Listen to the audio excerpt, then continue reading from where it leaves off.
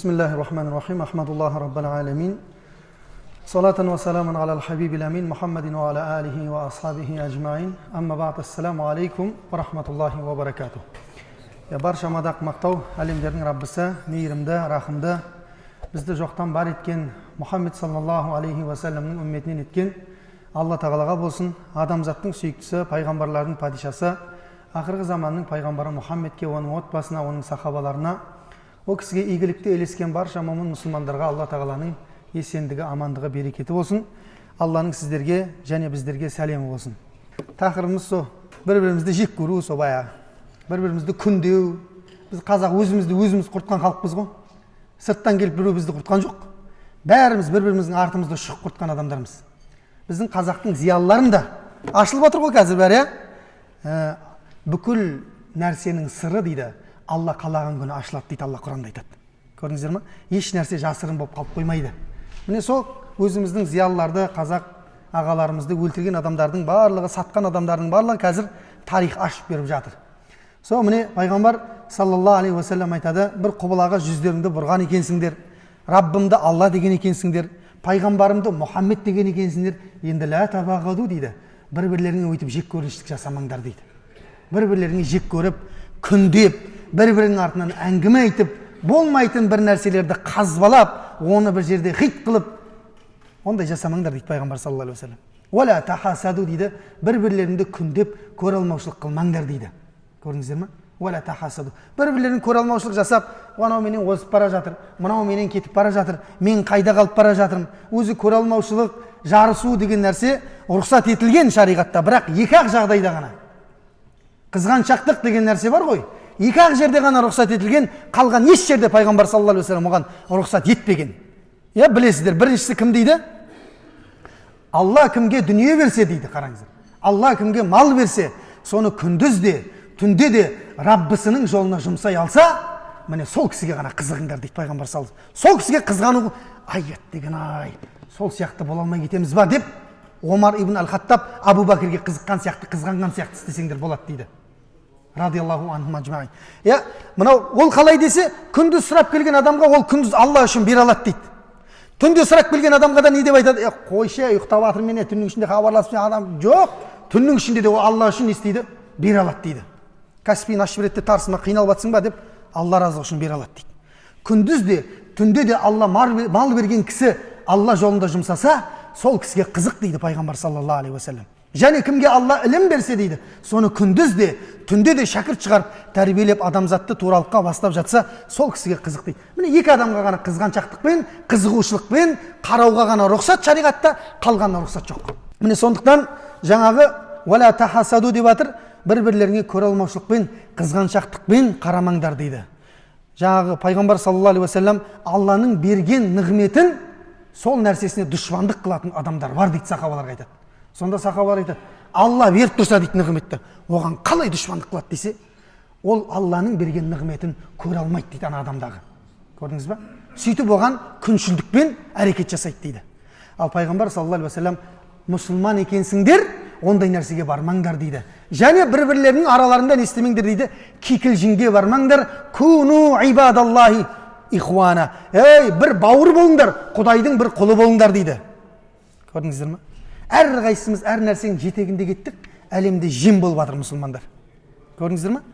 Жем болып жатыр қой, білеміз ғой бар. Жер бетінде ең көбі кім? Мұсылмандар. Ең жем болып жатқаны кім? Мұсылмандар. Неге? Өйткені бізді пырқа-пырқа, топ-топ қылып бөліп тастады, жүрміз остырған. Бір-бірімізбен әлек болып, іліммен айналысудың орнында бір-біріміздің қатемізді, күнәмізді іздеп кетіп, түнімен дөңбекшіп ұйықтай алмайтындар бар соның ішінде. Көрдіңіздер ме? Жаңа бір ауылдағы бір атаның айтқандай, көршінің жаман ұйықтай алмаймын дейді, түнімен сәкіде жатып алып анан көре алмаймын дейді, анан қалай не істесем болады дейді, таңға дейін ұйықтай алмаймын дейді. Не істеп жүрсің дейді, өз-өзіңді өлтіріп. Оның саған ешқандай жазығы жоқ, өзімен өзі көтеріліп жатқан адам. Жүректің ауруы ғой бұның бәрі. Айналып келген кезде бұл жүректің аурулары. Пайғамбар саллаллаху алейхи ва саллям бұл аурулардың бәрінен бізді сақтады негізінде. Айтты, адамның жүрегінде бір бөлек ет, денесінде бір бөлек ет болады деді. Сол етті дұрыстап абайлап жүріңдер деді. Көрдіңіздер ме? Етке сақ болыңдар. Ол ет бұзылып кетсе, бүкіл денең сол еттің артынан ілесіп кетеді деді. Жүрек бұзылып кетті бар ғой, жүрекке бүкіл дене бағынады. соның әрекетін жасай береді анау. Қазбалай береді бір нәрселерді. Ал қазбалау ше, жүрекпен, со аурумен дүниеден өтіп кетсең ше ертең. Көре алмай, біреудің артын іздеп, бір мұсылман бауырыңды жек көріп, сонымен араласпастан, амандаспастан өтіп кетсең не болады? Жағдай қиын болады дейді Алла Тағала айтады.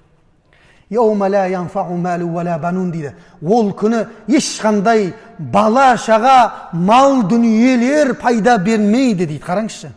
Ешқандай нәрсе пайда бермейді. Алланың алдына барған кезде бар ғой, еш нәрсе пайда бермейді. Илля тек қана мән аталлаха би қалбин салим, кім сау жүрекпен келетін болса, сол жүрек қана пайда береді дейді Алланың алдында. Ана қараңыздар. Кімнің жүрегі Алла жаратқан кезде қандай пәк еді, дәл солай кететін болса бар ғой, сол жүрек пайда береді дейді. Ана қараңыздар. Сондықтан пайғамбар саллаллаху алейхи уассалам не деді? Таң атқан кезде, күн батқан кезде жүрегіңді тексеріп қой деді. Анас ибн Малик деген сахабаға айтты. Ей Анас деді. Ей ғулам, ей балақай, ей Анас. Инистатаа ан тусбиха ва тумсия. Ей шамаң жетсе таң атқан кезде, күн батқан кезде. Фалейса фи қалбика ғишшун лил ахади минал муслимин фаф'ал дейді. Ей мұсылман бауырларыңа бір жек көрушілік, көре алмаушылық, дұшпандығың болмасын дейді. Таң атқан кезде, күн батқан кезде жүрегіңді бір тексеріп қой дейді. Шамаң жетсе жүрегіңді сол дерттерден тазалап жат дейді ана. Қандай керемет өсиет. Енді не оның сыйы, Алланың елшісі десе, хада мин сүннати дейді. Бұл менің ең ұлы сүннетімнен дейді пайғамбар саллаллаху алейхи уассалам. Фаман ахя сүннати фақад ахаббани дейді. Кім менің сүннетімді тірілтсе, ана сүннетті тірілтіп понедельник, четверг ораза ұстап жатыр барлығы. Кім менің сүннетімді тірілтсе, фақад ахаббани, ол мені жақсы көргендігінің белгісі болады дейді. Ал керек болатын болса. Фаман ахаббани фаякуну маи фил жанна. Ал кім мені жақсы көретін болса, менің жанымда жәннатта бірге отырады дейді. Не керек енді ал? Қиын ба жүректі тазалау? Қиын емес. Өте оңай амалдардың біреуі, Алла кімге бірақ сәттілік берсе сол нәрседе. Жүрегіңді толтырып қойса дертке, бұл ауру сізді ертең қиямет күні ұлы алапатқа алып баратын ауру болады. Жүректі дүниеде тазалап, ертең не қылам деген болмайды, бүгін тазалау керек. Пайғамбар саллаллаху алейхи вассалам күн сайын таңертең деп жатыр. Таңертең кешке.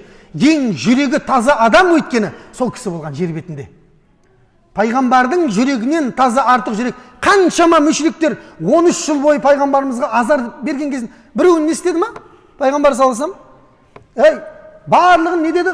Меккені ашатын күн бәрін кешіріңдер деді ғой. Бүгін мен Юсуф пайғамбар қауымына не айтты бауырларына? Мен соны айтам, барлығын кешірілдіңдер деді. Өйткені барлығы жүгіріп шықты пайғамбар саллаллаху алейхи вассалам алдынан. Алланың елшісі, біз саған 21 жыл бойы зарар бердік деді. 21 жыл бойы.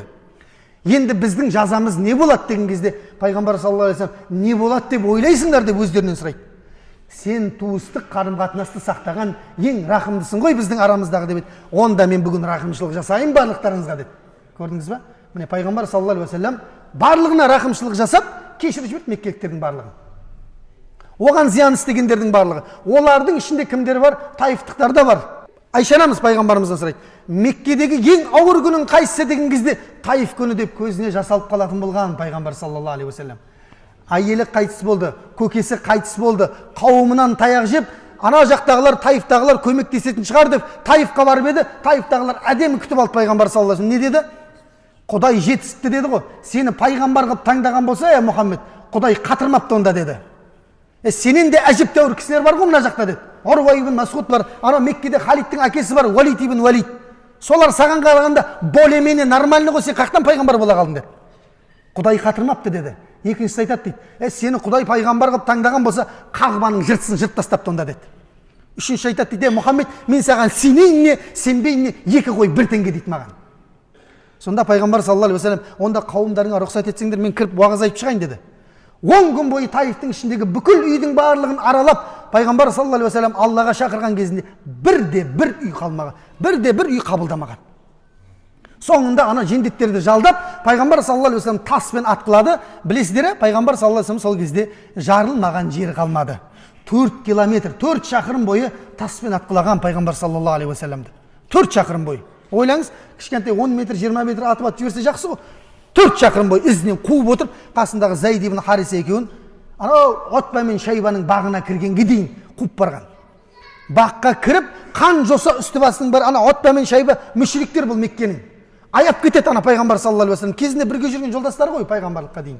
Сонда айтты, Аддас, анаған бір жүзім апарып берші, қасқа түрі аянышты болып кетті ғой дейді. Пайғамбар саллаллаху алейхи вассалам кірген бойда дұға қылып жатты. Ей Раббым деді, жүзім баққа кірген кезде, Раббым, мен сенің берген аманатыңды өтей алмай жатқан болсам, мен жазғыра көрме деді. Мен қолымнан келгеннің барлығын жасап жатырмын деді пайғамбар саллаллаху алейхи вассалам. Жылайды, жүзім бақта білесіздер ғой барлығыңыз қиссаны. Иә. Сонда жаңағы жүзімді апарып Аддас берген кезде бисмилля деп жеп, "Ой, сен бисмилля қандай бұл сөз? Бұл жердің қауымы айтпайды ғой бұны." Сонда өзің қаяқтансың дейді пайғамбар саллаллаху алейхи вассалам жаңағы қызметшіге, Аддас деген. Мен Ниневаданмын дейді, Ниневадан. Анау Каспий теңізінің оңтүстігінде, Ирак жақта. Менің бауырым Юнус ибн Мәттанның ауылынан екенсің ғой дейді. Юнус пайғамбар. Жүніс дейміз ғой қазақша. Жүніс пайғамбардың ауылынан екенсің ғой сен дейді. Сонда сен Юнусты қаяқтан танисың дейді да. Ол да кезінде пайғамбар болған, мен де қазір пайғамбар болып жіберілдім дейді. Жүніс пайғамбар білесіздер ғой, кит, балық жұтып кететін теңіздің астына қарай. Сонда ана Аддас пайғамбар салсам қан болған бәшайынан бастап маңдайына дейін сүйіп шықты дейді ғой. Анау Отба мен Шайба бар ғой, мүшрик ненің жүзім бақтың иелері. Бергел Аддас деп айтады. Бергел, не істеп жатсың сен? Анау жүгіріп келеді, не болды қожайын? Мұхаммед не сені 10 секундтың ішінде улап тастады ма дейді да сөздермен. Олай деп айтпа дейді. Мына жердің бетін басып жүрген ең абзал жан мынау дейді, Алланың елшісі дейді. Пайғамбар саллаллаху алейхи вассалам. Сен де бітіпсің ғой дейді жаңағы. Сонда Аддас сол жерде исламды қабылдап жіберген екен. Пайғамбар саллаллаху алейхи вассалам жанында 3 минутқа жетер-жетпес уақытта исламды қабылдап тастаған екен. Міне сол жерден шығып, пайғамбар саллаллаху алейхи вассалам Қарнул Маназил деген жерге жеткен кезде Жабраил алейхиссалам менен тау періштесі келді. Жабраил алейхиссалам жанында тау періштесі бар. Не деді? Ей Мұхаммед, Алланың елшісі, Алла сенің жүзім бақтағы дұғаңды естіді, жауап ретінде таудың періштесін жіберді дейді. Ассаламу алейка я Расулалла. Ей Алланың елшісі, саған сәлем болсын. Мурни, маған бұйырш болды дейді. Тауларды аламда Таифтың үстіне қоя салам дейді. Сонда пайғамбар саллаллаху алейхи вассалам Ақшабайын дейді ғой, екі тау. Екі тауды аламында не істеймін дейді, Таифтың үстіне қоя салам дейді. Тау періштесі деген. Пайғамбар саллаллаху алейхи вассалам не деп айтты дейді? Екі таудың үстіне тағы бір тауды қосып, Таифтың үстіне не деп айтты дейді?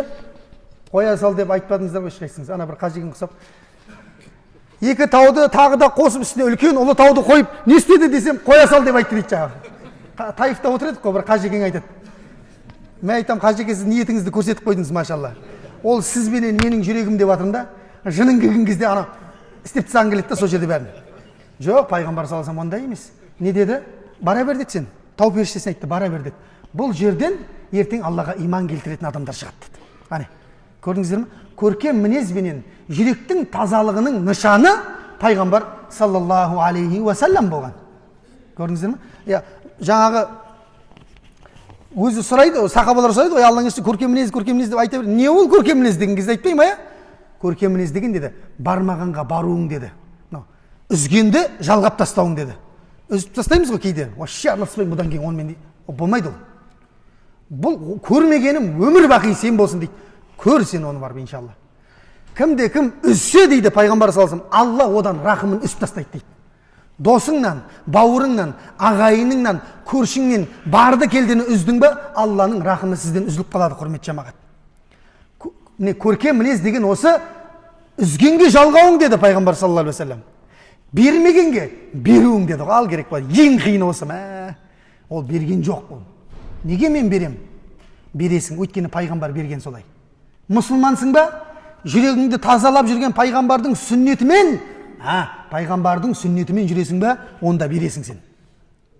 Көрдіңіз ба? Және не деді? Зұлымдық жасағанды кешіруің деді пайғамбар саллаллаху алейхи вассалам. Міне 3 сипат көркем мінездіктің шыңын көрсетеді.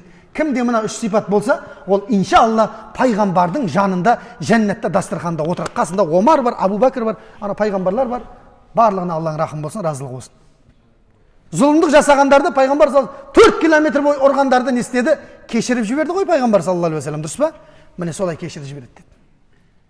Сондықтан зұлымдық жасағанды кешіру бұл мұсылманның ең ұлы сипаты. Кешіре алмай болмайды, кешіре алмаймын мен де. Кешіре алмаймын дедіңіз ба? Жүрегіңізде бірдеңе бар әлі. Әлі тәкаппарлықтың бір несі бар? Ұшқындары бар әлі сіздің жүректе. Соны тазалап тастау керек. Бүгін тазалау керек, ертеңге қалдырмау керек. Көрдіңіз ба? Өйткені ертең деген нәрсе болмайды. Ертеңде сіз, ертең бола береді, бірақ сіз болмай қалуыңыз мүмкін, дұрыс па? Сондықтан ғалымдар не дейді? Мутфариған дейді, бос өліп кет дейді, ішіңде ештеңе қалып кетпесін дейді. Бос өл дейді, ішіңдегі өкпе, наз, ренішіңнің барлығын тастап кет дейді, мына жаққа алып кетпе өзің. Бір келіп ғалымның сұрақ қойған сияқты, жердегі ең бай жер қай жақта десе айтады дейді. Ана парсы шығанағында деп айтады екен. Дубай, Кувейт, Катар, ол жерлерден мұнай шығады деп айтады екен да. Сондықтан бұлар әлемдегі бай точка деп айтады. Жоқ дейді ғалым. Тағы қай жер бай? Африка деп айтады дейді. Алмаз шығады дейді ояқтан. Алмаз ең құнды асыл тас. Жоқ дейді, таппадың дейді. Европа дейді, Европа, ана немен, саяхатпен, экономикамен алып кетті. Жоқ дейді. Болды ма, тойдыңдар ма дейді ғой, тойдық дейді. Жер бетіндегі ең бай жер қабірстан деп айтқан екен. Неге десе, өйткені ертең осындай нәрселерді жасаймын деген адамдар ол жерде жатыр дейді. Не бір идеялардың, не бір ойлар, не бір керемет іске жоспарлар, осы ертең бүйтем, мен ертең сөйтем деген адамдарға толып жатыр, өздерімен бірге кетіп қалды, және олар өздерімен бірге жүкті де арқалап кетті деп айтады дейді. Қандай? Ішінде бүкіл нәрсені түйіп алып кетті дейді өзімен бірге. Көрдіңіз ба? Енді оларды біз қалай сау жүрек деп айтамыз дейді. Сондықтан жүректі бүгін кешке тазалаңыздар иншалла. Тазаланбай қатық қалып жатса, пайғамбарға салауат айтыңыздар иншалла. Ол да жүректі тазалайтын бір амалдардың біреуі. Понедельник, четверг ораза ұстаңыздар. Болмаса Қағбаға барып жатсаңыздар, Мультазам деген жер бар, сол жерге жабысып тұрып жылаңыздар. Меккеге барсаңыздар, сіздерге оңай лайфхактар айтып қойып жатырмын, жүректі жұмсартатын. Болмаса жетімдер үйіне барып, жетімдердің басын сипап тұрыңыздар. Міне сол қатқан жүректегі тәкаппарлықтың барлығын сындыратын амалдар осылар. Көрдіңіздер ме? Міне пайғамбар саллаллаху алейхи уассаламның жүрегі сондай. Пайғамбар саллаллаху алейхи айтпақшы, ана бір Құран жазып отырып пайғамбарымыздың жанында, білесіздер ғой, Құран жазып отқан Абдулла ибн Аби Сарх деген сахаба болған. Келіп исламды қабылдап пайғамбарымыздың жанында мына Құран жазып отқан ол кісі. Аят жазып отқан, уахи жазатын сахаба болған. Сол Құдайдың құдіреті Мүъминун сүресін аяттар түсіп жатқан кезде жаңағы адамның болмысы, жаратылыстары туралы аяттарды айтып жатады Алла тағала. Оларға жүрек берді, көз бердік, осылай көркем бейнеде сөйтіп айтып жатқан кезде мына сахаба пайғамбар саллаллаху алейхи вассаламның аятының ортасын сөзбен бөліп жіберді. Көрдіңіз бе, әдепсіздік. Сөзбен бөліп жіберді де фатабаракаллаху ахсанул халиқин деп айтып жіберді дейді жаңағы сахаба. Мына жаратушылардың ішіндегі ең ұлысы болған Алла тағала өте үстем берекелі деп айтты дейді. Сөйтсе пайғамбар саллаллаху алейхи вассалам айтады дейді, шынымен де аяттың жалғасы солай еді деп айтады. Оқ дейді ол. Мәссаған, мынау менің сөзім жаздырып жатыр ғой дейді. Меккедегілердің айтып жүрген рас болды ғонда дейді. Мәссаған жайлап, ана жерде не қылады, ручку қояды, жайлап атқа мінеді, Меккеге қарай ұшады ғой жаңағы сахаба. Болды, сол жерде не істеп кетеді? Діннен шығып кетеді. Пайғамбардың жанында отырып діннен шығып кетеді. Имам Қуртуби өзінің тәпсірінде осы оқиғаны алып келеді. Жаңа аяттың тәпсірінде. Сонда Меккеге жетті де деп айтады дейді ғой, сендер дұрыс айтып келіпсіңдер ғой қаншама жыл дейді. Анау деген адамның әңгімесін жазып жүрген ғой дейді Мұхаммед. Мен деген табаракаллаху ахсанул халиқин деп айтсам, соны жазып тұр ғой анау дейді Мұхаммед. Менің сөзім жазып тұр ғой дейді. Меккенің бәріне шіртеді ғой анау. Өздері деген қалай жау боларын білмей жатқандар пайғамбар саллаллаху алейхи уассаламның осындай артынан үлкен ауыр әңгімелер айтады. Ол пайғамбар саллаллаху алейхи уассаламға жеткен кезде ертең біз Меккеге барғанда дейді, мына 3 адамды Қағбаның жабуының астынан тауып алсаңдар да ешқандай кешірмеңдер дейді пайғамбар саллаллаху алейхи уассалам. Көрдіңіздер ме? Сөйтіп Меккеге барады, пайғамбар саллаллаху алейхи уассалам, мына Меккенің ашылуы деген оқиға бар тарихта. Мына оқиғадан 2 жылдан кейін болған. Білеміз ба Меккенің ашылуы деген? Я деп айтып қоя берсеңіздерші, білет деп ойлап жатырмын иншалла. Я дей беріңіздер. Өзім айтып беремін бәрібір. Меккенің ашылуы деген оқиға бар тарихта болған. Пайғамбарымыздың пайғамбарлығы 23 жыл созылған болса, 21 жылы пайғамбарымыз саллаллаху алейхи вассалам Мәдинадан Меккеге қайтадан жеңіспен келеді. Фатх деген сүре түседі Құранда. Дұрыс па? Сол мінекей Меккені ашуға келе жатқан кезде осы сөзді айтқан. Меккені Қағбаның жабуының астынан 3 адамды тауып алсаңдар, аямай осы шаруасын бітіріңдер дейді. Ана екеуі ұстап қалады Меккеге барған кезде. Мынау ұсталмай қалады ғой, Абдулла ибн Аби Сарх деген сахаба. Бағана мұртат болып кеткен сахаба, діннен шығып кеткен. Сонымен сахабалар былай іздейді. Жоқ жаңағы, жоқ. Қаяқта жоқ. Ешкім таппайды ананы. Сөйтіп пайғамбар саллаллаху алейхи уассалам Меккедегі бүкіл шаруаларды бітіріп Қағбаның жанындағы анау пұттардың барлығын қиратып өртеп болғаннан кейін сол жерге таухидты, Алланың жалғыздығын орнатып жатқан кезде бірнеше күн өтіп кеткеннен кейін Осман ибн Аффан деген пайғамбар саллаллаху алейхи вассаламның күйеу баласы ғой, Зуннурайн деген, екі нұрдың иесі. Сол кісі келіп тұр дейді, қасында жаңағы баяғы пайғамбар жанында аят жазып отырып шығып кеткен кісі бар дейді қасында. Сонда Осман, не болып отыр? Қанша күн бойы біз мынаны таба алмай жатырмыз ғой. Не дейді? Алланың елшісі, біз кешірім сұрауға келіп тұрмыз деп айтады дейді. Сөйтсе Осман радиаллаху анху үйіне тығып қойған екен Меккеде мынаны. Көрдіңіздер ме? Неге тығып қойған десек, екеуі бір шешеден емген сүт бауыр екен ше. Көрдіңіздер ме? Шариғатта сүт бауыр деген нәрсе бар, дұрыс па? Иә. Бір анадан емсе, олардың некесі харам болады және олар бауыр болып есептеліп қалады, дұрыс па? Міне сол сүт бауырым еді дейді Алланың елшісі дейді. Пайғамбар саллаллаху алейхи вассалам көңіл күй түсіп кетеді кәдімгідей ше. Бұл қалай болды деген сияқты. Сөйтіп мына жаққа қарай, жайлап қарайды бүйтіп. Қараса Осман мен Абдулла ибн Аби Сарх екеуі алдына келіп тұр дейді. Алланың елшісі кешірші деп айтады дейді. Былай қараса мына жаққа келіп тұр дейді екеуі. Алланың елшісі кешірші деп айтады дейді. Пайғамбар саллаллаху алейхи вассалам біраз тұрып қалды да, кешірдік деп айтты дейді. Мұртатты кешірді. Яғни діннен шығып кеткен адамды бар ғой, кешірді. Діннен шығып кеткен не то что ана әңгімені айтсай сен, мен әңгімем жазып жүр сөздерімді. Кейін бұл өзінікінің дұрыс емес екенін түсінді бірақ. Көрдіңіз ба? Сөйтіп келіп қайтадан пайғамбардың алдында не істеді? Саллаллаху алейхи вассалам исламды қабылдады. Бірақ ішінде жаман қатты өкініш болды бұл кісінің. Екеуі Осман екеуі кетті радиаллаху анху. Пайғамбар саллаллаху алейхи вассалам жанына сахабалар келіп, Хубайб ибн Ади деген сахаба болып ұмытпасам, сол келіп айтты, Алланың елшісі, неге сонша ұзақтан кейін барып кешірдім деп айттың дейді. Бірден кешірдім деп айтпадың ғой дейді. Неге ұзақ тұрып қалдың? Пайғамбар саллаллаху алейхи вассалам айтады дейді, сендердің біреулерің мен айтқан тапсырманы орындайды ма деп күттім дейді. Иә, түсінікті ғой, тапсырма иә? Күттім дейді. Сонда пайғамбар саллаллаху алейхи вассалам сахаба айтады дейді, Хубайб, Алланың елшісі, қыш бермейсің ба көзді дейді. Көзді бір қыш берсең болды ғой дейді да, шаруасы бітті оның дейді да. Біздің көз ғой қысыла беретін деп қойып. О пайғамбардың көзі оны. Пайғамбар саллаллаху алейхи вассалам не деп айтты дейді? Пайғамбарлардың көзі қиянатқа бармайды деп айтты дейді. Көрдіңіздер ме? Пайғамбар саллаллаху алейхи вассалам көзімен жасаған жоқ, бірақ бұда да бір хайыр болды. Ең ауыр күнәні жасаған адамды пайғамбар саллаллаху алейхи вассалам не істеп жіберді? Кешіріп жіберді ғой. Көрдіңіз ба? Кім істей алады? Істей аласыз ба? Сіздің дініңіз емес, қара басыңызға айтқан әңгімені соны кешіре алмай жүрік қой біз. Дініңе тиіскен жоқ әлі ешкім. Қара басыңа айтқан проблема, өзің бірдеңеңді айтқан соны кешіре алмай жүр әлі. Мына жаққа салып алғанбыз. Бір кісі айтқандай, мен 8 жылдан кейін маған келіп тұр, баяғыда сен айтқаныңды білесің ба дейді. Мен қайдан білейін сен? Мен әлі ренжіп жүрмін соған дейді. Енді айтпайсың ба 8 жылдан бері өліп қалсақшы екеуміз. Кеттік қой. Сол жерде кешірім сұрадық енді ана алдында жаңа. Кешір енді сен алып тастадың ба жүрегің, енді тағы бір 8 жылдан келіп тұр ма? 16 жыл болған еді мен саған ренжіп жүргеніме деп. Міне бір-бірімізді кешіріп бағалап жүрек деп айтып жатырмын ғой сол. Көрдіңіздер, пайғамбар саллаллаху алейхи вассалам кешірді. Бірақ қараңыздар Құдайдың құдіретін. Жаңа Абдулла ибн Аби Сарх бар ғой, жаңа сахаба, исламды қабыл.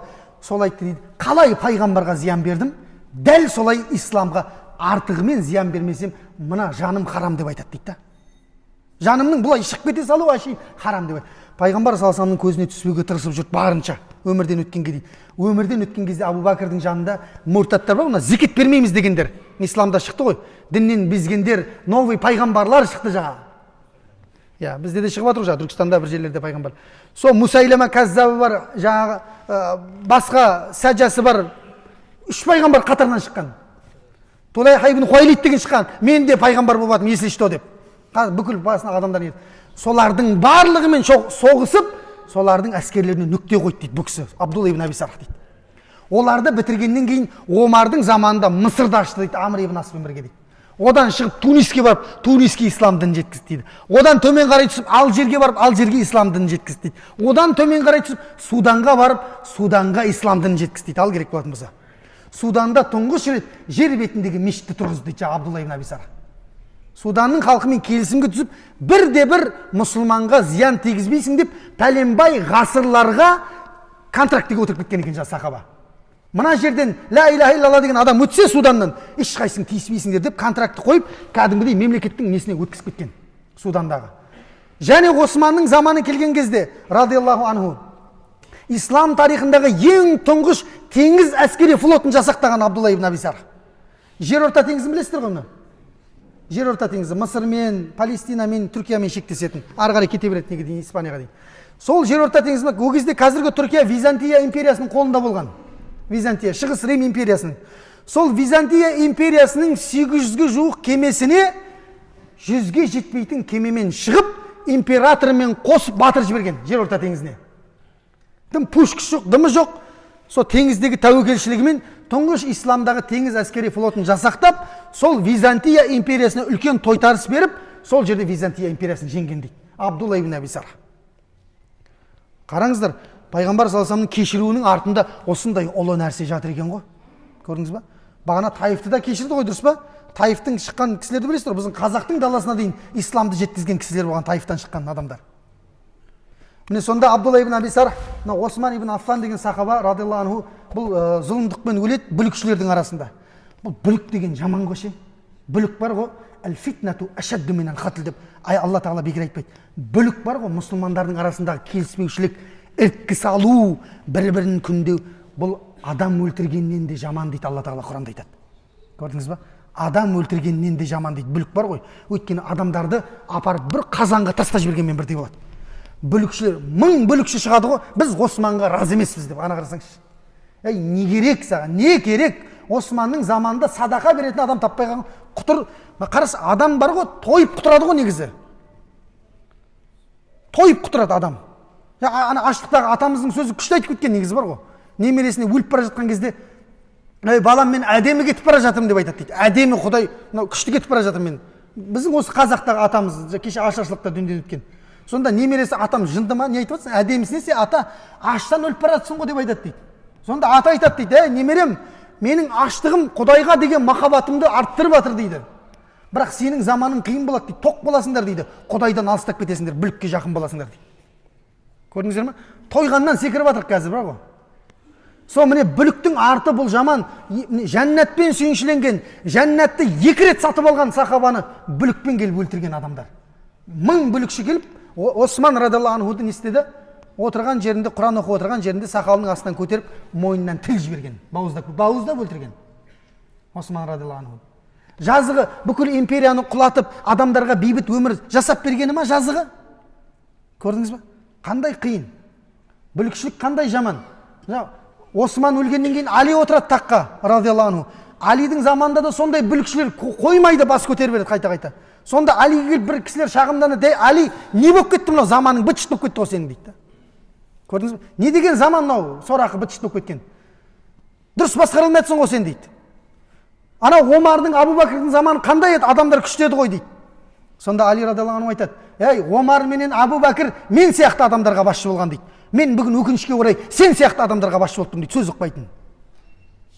Көрдіңіздер ме? Сондықтан бұл заманның тыныштығы, бейбітшілігі өте үлкен нығмет бізге берілген. Міне қараңыз, Османды солай өлтіріп жатқан кезде, бүлікшілер жиналып жатыр деген кезде, Абдулла ибн Аби Сархқа хабар жетеді. Бүлікшілер жиналып жатыр. Османды өлтіруге деген кезде, бұл Мысырдан шығып, Палестина арқылы келе жатқан кезде, қазіргі Шам өлкесі Палестинаға жеткен кезде, Осман бауыздап өліпті деген хабар келеді. Ал керек болатын болса. Осман радиаллаху өліпті дейді. Сонда олай болатын болса, одан кейінгі өмірден не ғайып болды дейді, бүлікшілердің арасындағы дейді. Палестинада отырып дұға қылады: "Ей Алла, мені намаздың ішінен шығармашы" деп айтады. Намаздың сөйтіп таң намазына имамдыққа шығады. Бірінші ракағатта Адият сүресін оқыды дейді. Екінші ракағатта не сүре оқығанын білмейміз дейді. Артында үйіп тұрған сахаба табиғиндер айтады, бірақ ат-тахиятта отырған кезде намаз бітпей қалды дейді. Біз күтіп отырдық дейді. Ол ат-тахиятта отыр. Сәлем береді шығар деп күтіп отырдық дейді. Сөйтсек оның рухы шығып кеткен екен дейді жанынан. Денесінен шығып кеткен екен дейді. Абдулла ибн Аби Сарх сол пайғамбардың бір кешірімінің артында осындай исламдағы ұлы істерді істеген екен. Ана қараңыздар. Міне жүректің тазалығы, адамдарды кешіру, бір-біріміздің арамыздағы мейірім мен махаббатты ояту, бұның артында үлкен істер мен шаруалар бар. Бір-бірімізді күндеу, бір-бірімізді жек көру, арамызға ірткі салып сөз тасу, бұл не дейді Алла тағала? Желдеріңді кетіп тастайды дейді Алла тағала айтады. Духыңды өшіріп тастайды, 1000 жерден духа бис болсаң. Духыңды өшіріп тастайды Алла тағала. Көрдіңіз ба? Сондықтан бұл бөлінушілік, бұл ауызбіршіліктен тыс әрекеттерді жасау, бұл үмметтің ең үлкен несі, үлкен дерті. Қазіргі таңдағы үлкен дерті. Міне сондықтан құрметті жамағат, бауырлар, мына жүректі тазалап, иншалла, жақсы шынайы Алланың алдына сау жүрекпен баруға Алла баршамызға нәсіп етсін. Пайғамбар саллаллаху алейхи вассалам бір күні мешітте отыр еді, сөйтіп сөзін бөліп жіберді: "Қазір сіздердің араларыңызға жәннаттық бір кісі кіреді" деп айтады дейді. Баршамыз білетін хадисте. Қолында тәпішкесі бар, бір кісіге жатыр, дәрет алып келеді. Оны ешкім танымайды, намазға келіп жүрген біреу ғой. Сахаба бірақ. Сөйтеді жайлап мешіттің шетіне келіп отыра қалады пайғамбар. Уағыз бітеді, ертеңіне пайғамбар саллаллаху алейхи вассалам дәл қазір мешітке жәннати кісі кіреді дейді. Бәрі күтіп отыр, кім? Кешегі кісі жаңа. Дәреттің суы тамшылап тұр, шүліп кісі бар қолында жайлап келе жатыр дейді. Үшінші күні пайғамбар саллаллаху алейхи вассалам тағы айтты дейді, қазір сендерге мешітке жәннати бір кісі кіреді деп айтты дейді. Сол кісі ғой кешегі. Дәрет алып жайлап намазға келіп, оны былай қатардағы неде жүрген сахаба. Сонда Абдулла ибн Амр ибн Ас. Амр ибн Ас деген сахабаның баласы бар, Абдулла деген. Сол кісі жайлап жеке шығып кетеді ғой қарай, жаңа кісінің артынан. Сөйтіп барады дейді, әкеммен келіспей қалдым, шама бір 2-3 күн үй жақта бола тұрайыншы дейді да. Ойбай жүр дейді, сен сияқты сахаба, осындай ілімді адам сұрамай-ақ кіресің ғой сен үйге дейді да біздің үйге. Сонымен үйіне апарады, құптан намазын екеуі жақсылап әңгімелеседі, чай ішеді, не қылады. Сонымен Абдулла ибн Амр ибн Ас жаңа сахаба, мә бұның қандай амалы бар екен деп күтеді ғой. Жәннати деп айтты ғой 3 күн қатарынан. Пайғамбар саллаллаху алейхи вассалам тәзкия берді сатанаға. Сонда құптанды оқып алады, не қылады да түнімен бір көзін ашып жатады ғой, тахажжуд оқиды шығар деп ше. Анау құптанды шай жаман жуады, ұйқыны переді дейді жаңа кісі. Таң намазы болған кезде тұрады дейді, Абдулла кел намаз оқып алайық таң намазын. Мешітке барып таң намазын оқып келіп, сөйтіп таң намаздан кейін тағы келіп тамақ ішіп отыр дейді. Аузын бекітті ма деп ойлаған ғой. Ораза да жоқ дейді жаңада. Сөйтіп жақсы, бүгін не қылмаған шығар дейді, кеше не қылмаған шығар, бүгін не қылатын шығар деп енді кешкісін құптаннан кейін келіп екі-үш ай тамағын ішіп тағы ұйықтайды, бір көзін ұйықтап жатыр, таңға дейін ұйқы жоқ. Абдулла ибн Ас өлігі келді деген Абдулла ибн Амр ибн Ас. Тахажжуд оқи ма дейді, жоқ, сол періп жатыр дейді, ұйқын қордап қойып жатыр. Үшінші сол таңертең тұрады да аузын бектет шығар дейді ғой, енді бір оразасы бар ма, бір дауқа намазы бар ма деген сияқты ғой. Сөйтсе жаңа кісі тағы жоқ дейді ештеңе. Шайды ұрып отыр дейді тамақпен қосып. Ойбай мынау не болды? Үшінші күн тағы бір көрейін дейді ғой, соңғы күн. Үшінші күні өліп қалаздап түнімен таңға дейін күтсе, сол ұйқы дейді ғой кешегі. Мен сияқты екен де ұйықтай береді екен ше, түнімен тахажжуд оқымас. Сонда тұрды да аузын бекіте ма деп тағы жоқ жаңа, ораза жоқ, ештеңе жоқ, дұға жоқ. Шаруасын істеп кетіп барады дейді өзін. Сонда шыдай алмайды енді мына кісі бар ғой, Абдулла ибн Амр, жаңа сахаба барады да, пәленше дейді, сен дейді, Алла елшісі 3 күн бойы мешітке жәннати адам кіреді деген кезде сен кіріп келдің дейді да. Мен негізі әкеммен арам жақсы дейді да. Сенің қандай бір Аллаға ұнайтын амалың бар, соны білейінші деп үйіңе қонып едім әдейі дейді. Сонда жаңа сахаба күледі, көрдің ғой дейді, дым жоқ менде дейді. Я көрдім дейді, ештеңе жоқ екен дейді, я тағажжуд жоқ, не жоқ. Менде ештеңе жоқ дейді, просто мен жатарда дейді, жүрегімнің барлығын тазалап, мені ренжіткендерді, мен ренжігендерді барлығын тазалап, күшті ұйықтаймын деп айтады дейді. Әдемі ұйықтайтын сол екен ғой жаңа кісінің. Біздің ұйықтай алмайтынымыз сол екен ғой, жүрек таза емес екен ғой. Көрдіңіз ба? Сонда жаңа сахабаның сөзінен кейін, Алла елшісі осыны айтқан екен ғой деп айтты дейді. Жүректің тазалығы, басқа ештеңе жоқ дейді. Таңертең кешке жүрегімді тазалаймын, басқа ештеңе жоқ дейді менде. Көрдіңіздер ме? Енді мен сіздер жаңа тахажжуд оқып жүргендер несін аппетитін құртып жатқан жоқпын, оқи беріңіздер. Бірақ тахажжудты оқи бер, бірақ жүрегің толып қалған боқ болатын болса, былайша қазақша айтқанда, онда қиын жағдай. Жүрек таза болатын болса, кейбір тахажжудтеріңіз қаза болып кететін болса, енді ол қаза болмайды ғой, нәпіл намаз ғой. Енді былай кетіп қалатын болса, онда иншалла сіздің жүрегіңіз қиямет күні Алланың алдында пайда береді. Яума ла янфау малу вала банун, ол күні ешқандай мал дүние бала шағаң пайда бермейді, илля мән аталлаха биқалбин салим. Кім Алланың алдына сау жүрекпен, тәкаппарлықтан, көреалмаушылықтан, жек көрушіліктен, күншілдіктен, кешірмеуден, осындай жүректерден сақ болатын болса, сол жүрек қана пайда береді дейді Алла Тағала. Бұл аят мен айтып жатқан нәрсе, құрметті жамағат. Алла баршамыздың жүрегімізді таза қылсын, пайғамбарлардың, сахабалардың жүректеріндей таза болсын. Бір-бірімізді кешірейік. Жақсы көретін адамдар болса, бір-біріңізді жақсы көремін деп айтыңыздар, пайғамбар саллаллаху алейхи сүннеті бойынша, мен сені жақсы көремін Алла үшін деп айтып қойыңыздар. Біліп жүрсін, ол да бір қуанып қалсын, машалла мен жақсы көрген біреу бар екен деп. Сол Алланың алдына сау жүрекпен барайық. Ешкімнің гарантиясы жоқ ұзақ өмір сүруге. Мен ертең бүйтіп не қыламын деген, бағана айтты ғой, қабір ертең істейін деген адамдарға толы. Пайғамбар саллаллаху алейхи уассалам айтты: "Ва ин қаматис саату", қиямет орнап жатса, "Ва фи яди ахадикум фасилатун", сендердің қайсы бірлеріңнің қолдарында кішкентай бір шыбық болса дейді, "Ин истата ан ягрисаха фальягрисха", дейді. Шамасы жетсе, сол қолындағы шыбықты егіп кетсін дейді пайғамбар саллаллаху алейхи уассалам. Күн батыстан шығып жатыр, әлем астан кестен болып жатыр, жердің бәрі зілзала, қиямет орнап жатқан кезде дейді, кімнің қолында шыбық болатын болса, соны егіп кетсін дейді пайғамбар саллаллаху алейхи уассалам. Қызық. Осыны көп адам түсіне алмағанша қалай ол дейді да, қиямет орнап жатса, ол талдың не пайдасы бар дейді да, дұрыс па? Талды неге егеміз біз өзі? Анау ертең өссін, адамдар саясында отырып сауап алайын, анау әрбір жапырағы тасбих айтады, әрбір құс келіп оны паналайды, жемісін адам жейді, садақасын аламын мен деп егеміз ғой. Анау қиямет орнап жатқандағы ол өспейді да, ол егіп жатсың, әлем қирап жатыр ғой. Десе, былай екен ғой оның шарқы, түсіндірмесі. Шарықтаған адамдар айтты, не дейді? Алла елшісі саллаллаху алейхи ва саллям былай деп айтты дейді. Әркім өзінің әр күніндегі соңғы жақсылықтарын жасап кетсін дейді. Өйткені адамның дүниеден өтуімен оның қияметі басталып кетеді дейді. Анау күннің батыстан шығуын күту шарт емес дейді. Сіздің дүниеден өтуіңізбен сіздің қияметіңіз басталып кетеді. Сол басталып кетпей тұрып, бар қолыңнан келетін жақсылықты не істеп кет дейді? Жасап кет дейді. Көрдіңіздер ме? Қолымыздан келетін бар жақсылықты жасап, жүректі тазалап, бауырларымыздың арасындағы мейірімге, ауызбіршілікке, елдің ынтымағына жұмыс жасап, осы мұсылманшылықтың дамуына үлесімізді қосып кетсек, Алланың алдында жүзіміз жарқын болып тұруды, Алладан біз соны күтеміз иншалла. Тыңдағандарымызға Алла амал қылуды нәсіп етсін, амалдарымызда ықыласты болуды, баршамыздың амалдарымызды Алла Тағала қабыл етсін.